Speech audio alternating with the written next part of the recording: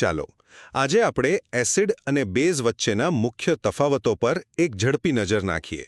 આ બંને રસાયણો આપણા રોજિંદા જીવનમાં બધે જ છે, લીંબુથી લઈને સાબુ સુધી. પણ એમના ગુણધર્મો એકબીજાથી સાવ અલગ છે અને એ જ એમને ખાસ બનાવે છે. તો પહેલો તફાવત, એમની ઓળખનો સૌથી સહેલો રસ્તો છે લિટમસ ટેસ્ટ. જુઓ, એસિડ ભૂરા લિટમસ પેપરને લાલ બનાવી દે છે. ખતરાની નિશાની જેવું, એટલે યાદ રહી જાય. અને બેઝ એનાથી ઉલટું કરે છે.